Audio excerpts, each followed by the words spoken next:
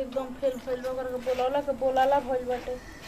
वो ऐसे दिमाग के हिया, वो पागल दिमाग के हिया। एकरा के ना समझाई ना बुझाई ना एकरा के बढ़िया से समझाई तो कुछ बोल दी तो इज्जत उहे हिया हाथ हो छोड़ दी तो का रह जाई इज्जत। समझा दे तनी एकरा के, तनी देख का करले। छोटकी ए छोटा की। हां दीदी सुन है ने का है दीदी?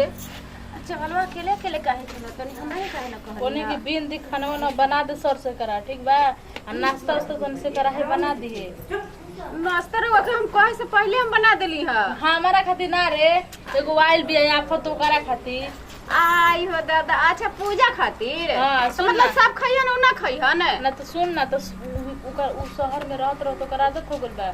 हर चीज बोले के जानते बड़ा कितना पागल हिया, सनका खिसिया हिया। वो तो हम जानतो ही बानी। सुन ना तू उहे हर बोलिए मत तो कर ले कुछ। आयो दादा रहुआ ना कुछ बोलत नहीं, हम तो देख के एकदम हमर मन तो करत है ना कि मुंह में नोच ली एकदम। इतनी को पैंट पहन के चलत नहीं मैं गांव नाच रे माई। अरे इहे बतिया हमर सिखावत नहीं हमर माई कि बोली हम मत कहियो मत कुल रहुआ बर्दाश्त करत छोड़ नहीं। दी हाथ ना मारो दिना तो हमरा के फिर मत कहियो जा। हाथ छोड़ दिया तो हम का ना छोड़म, जहां रहिए ना वहां पहनी हन। यहाँ गांव में आयल बनी। सुन बतिया सुन प्यार से समझाओ। घर के इज्जत घर ही रहे दे। आ तनी का हो जाए तुझे दे अपन काम करी ओकर तोर का मतलब बा? तो ठीक है दीदी, घर के इज्जत तो घरवे में पहने ला कोई ना। तो मैं गांव पूरा एकदम पहन के चलत नहीं नाचते ऐसे ही लगत नहीं कहूं के नचनिया आ गई नहीं है। बीचो में हम वही डहाता नहीं। अरे बतिया समझाओ तन तो समझ ले। जो अगर जो मांगी चाय पानी कॉफी पिए ले आइल बिया इले लंड से। हम तो समझा देम बढ़िया से। कॉफी मांगे तब बोलम कि जाके अपन बना के पी। हाय देख कोई नौकर ना बोलाई नहीं है मने लड़की ये बना के दे तोर नौकर हो जेबे काहे उना बना के पीहन का। बियाह करी तो 4 गो नौकर का दे देब। अब ओकर बाबू का कहिहन ओकरा के तू का जानत रे? तेरा का समझ देखी दीदी हम कहतनी तोरा के सुन दिमाग खराब मत कर। तोरा के बात इहे बात समझाओ तनी कि तू अगर से लगी है मत कुछ बोलबो करी तो कहे कि तू चल अपन मम्मी की है। हम तो बर्दाश्त ना करम। हमरा के कुछ बोली जा छोटा लेके लड़ लियो जा। हम तो लड़बे करम। तो जा लड़ बोली है हम छोड़ देम का। जा लड़ लियो जा मन माई जा लड़ लियो जा। हां हां जा तनी हम। हां जा कुछ बोलिए ना तो हम पेन हम का हम पेन हम। आ रे दादा हमरो पेन के शौक है। मारा तोर बेटी है कि तोर सौरत ही है का लगी? सौतीन हमर बनी हनु झोटवा धर के पेड़ ना दे में सौतीने बन जाई। देखती करबे देखते करम ना। हमरे पहने के शौक है तो ना पहनम का। हमरो मन करता हट हट जाना तो नहीं दीदी ना बोली है ना तो चढ़ियो गंजी पहन के नाचे लगी है पूरा मैं गांव। काम धाम कुछो नहीं खाली का बतियावत रहत बिजा। अरे ना कुछ बतियावत नहीं जी। आई बैठी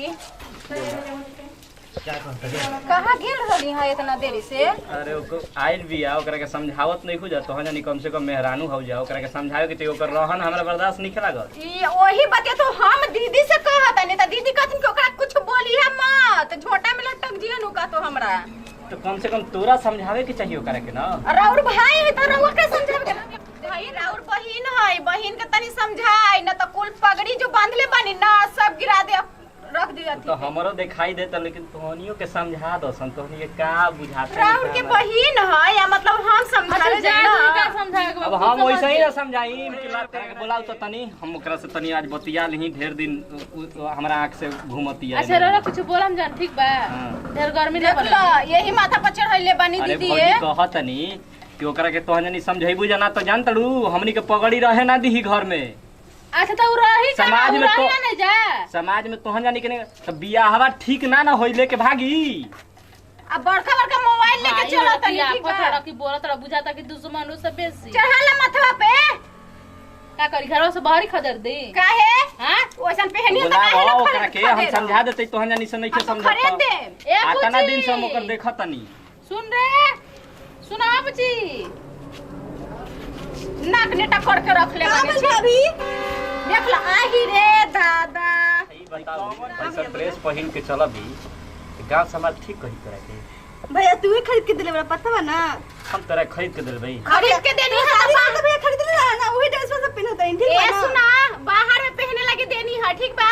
आई घर में घर के बस सुटू का कम करी है।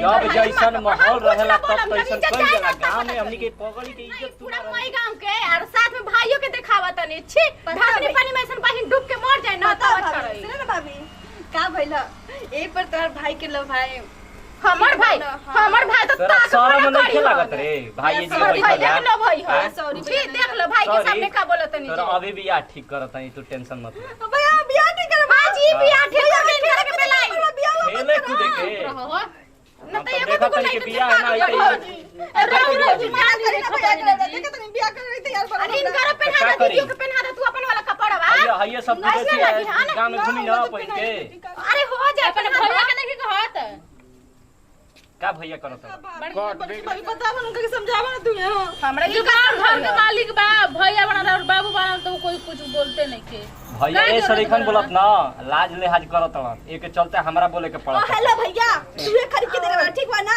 देख खरीद के देले बनी रनिंग करे एक्सरसाइज करे खातिर व्यायाम करे खातिर ना कि पूरा मोहल्ला में देखावत चले मैंने खातिर मोहल्ला में दिखावे जाता नहीं मैं घर पे ना दे सब करिया फटा तो मोहल्ला में चली तो क्या होता तू गांव में नहीं के पहिन के घुमाते ना भैया भाभी समझाओ बड़की भाभी छोटकी भाभी के हमरा ई का समझाई जी खुश रही क्या समाचार क्या बात है बैठ अरे बैठ बैठ नमस्ते जी नमस्ते जी जा जी लाग गेले ई त एकदम छिट बेहरा हो गई भैया ई का बोला रे भैया अब तू जा ना क्या कर रही है ना कार में सब्जी लावी जाएगी सब और से बताओ ठीक बाड़ू ना सब ठीक है थोड़ी याद तो करत रही ए दादा जा एक बार दीदी तने देख ली बहिन पानी वानी पिया दो जा आई बड़न तहार भाई तो भैया ले आओ तनी लेके आवा तो चला ना तोरा के खियावा तनी रुके पानी में मीठा मीठा कुछ खिलावा तनी चली ए ओके संगे तोरा की देखी बड़की भाभी देखी का होता है भाई के ऊपर पहुंच लड़ता है देखा तो रही ना तो का हम अपन भैया के दीदी तोरा का अरे दीदी काहे खिसिया पानी लेके ना पूछी भाभी तोरा से हमारा अच्छे हो जाए मिली भोर को टंगनी देखा होला ना ठीक बा